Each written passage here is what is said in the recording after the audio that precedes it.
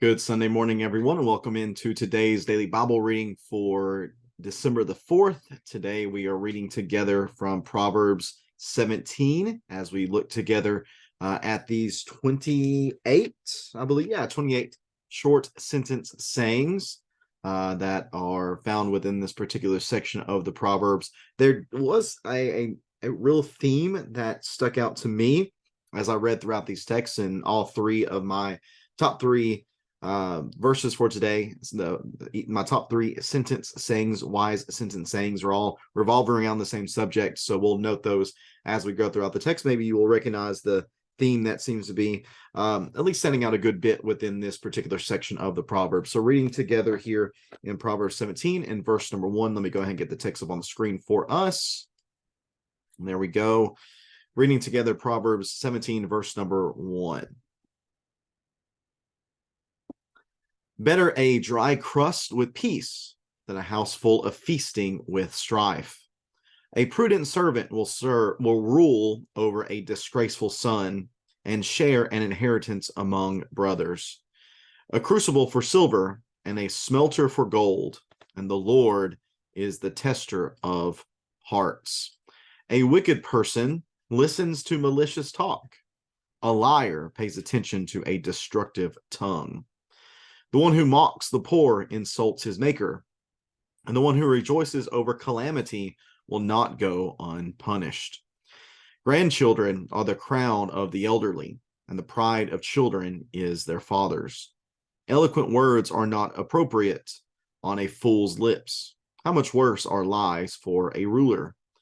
A bribe seems like a magic stone to its owner. Whenever he turns, he succeeds. Whoever conceals an offense promotes love, but whoever gossips about it separates friends. A rebuke cuts into a perceptive person more than 100 lashes into a fool.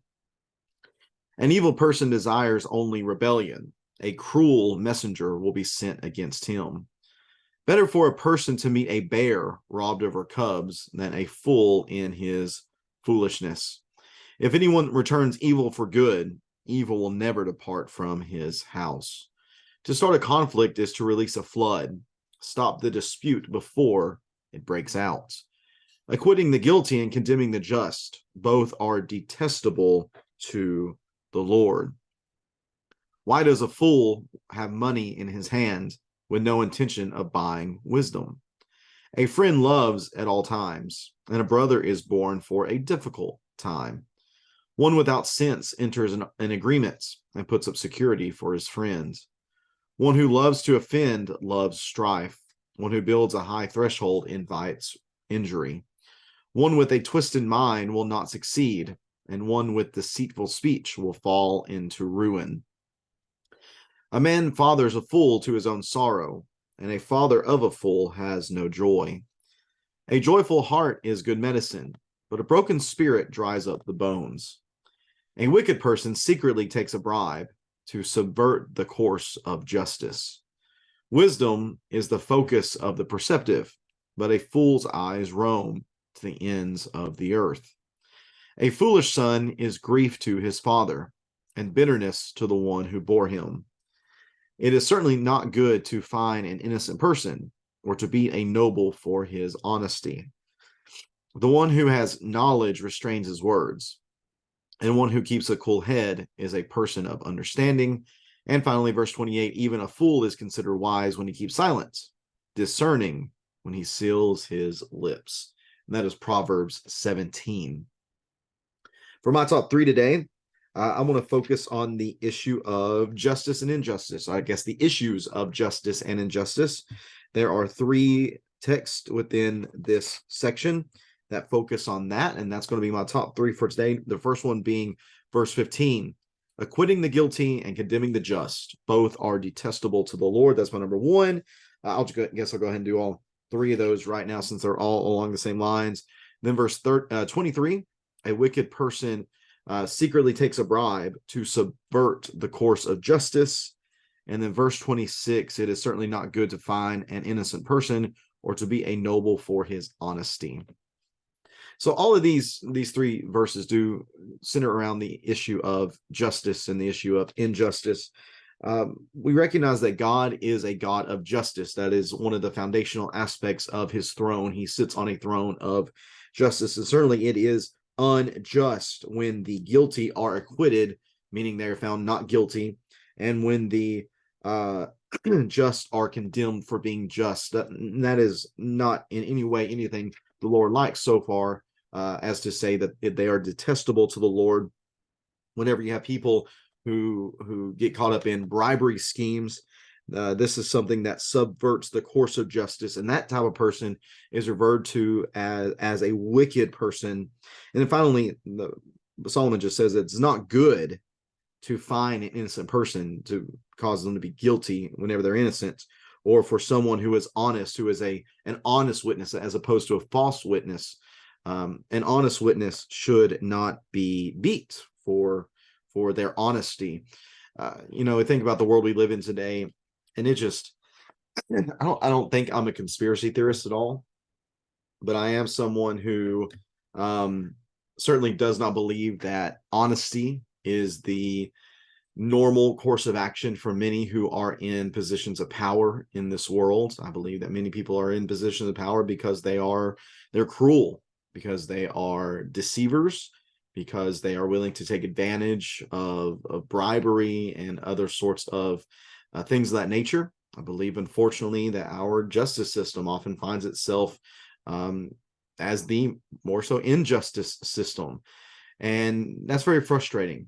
But it's just a reality of living in a broken world. It's the reality of living in a world where men would rather look to themselves and look out for themselves than look out for what is right and just. And that should disappoint us. We should not be a people who just accept the reality that we live in an unjust world, or an unjust world.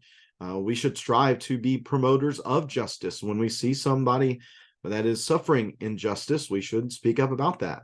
Whenever we see justice carried out, we should be praising those who carry out justice. And that's true even just within our own lives. We need to be people who work according to the ways of honesty. That whenever somebody does something good, we should promote that. We should praise that. Whenever somebody does something wrong, they should be held accountable. When we do something wrong, we should not fight the need to be held accountable. That is just. And if we're going to demand that others be held accountable for their actions, then we must be willing to be held held accountable for our actions as well. We need to make sure that in everything we do, that we are promoting that which is just, not just because that is what is the rule for God, but according to what we see here in Proverbs 17, that is the way of wisdom. Wisdom promotes justice, and wisdom moves us to be willing to speak out against the injustices that we see around us. So let's be people who promote justice. Let's be people who promote what is right in everything that we do. Let us speak up for what is good, and let us speak out against that which is evil and wicked. Thank you so much for tuning into this reading on this Sunday. We'll be gathering together here in just a little bit for our Bible classes and our worship assembly. Today is our last theme lesson for 2022, as we've been learning about how to overcome from the examples of so many within Scripture. I've really enjoyed these lessons, and I hope that you have as well. They've encouraged you and helped to further equip you to overcome the various things that we face in this life. Today, we're going to be looking at the need to overcome bitterness and ingratitude. During the holiday season, whenever things aren't exactly right, it's easy for us to become bitter. It's easy for us to become to become ungrateful for what we have. We're going to look at the story of Paul and Silas as they're in prison in Philippi, and their reaction to really an unjust situation that they found themselves in. We're also going to look at the reaction of the Philippian jailer, and how he, I believe, shows us the way to overcome ingratitude as well. So very much looking forward to that study with y'all here in just a little bit. Again, thanks for tuning in. We'll be back at it again tomorrow as we read together from Proverbs 18. Take care and God bless.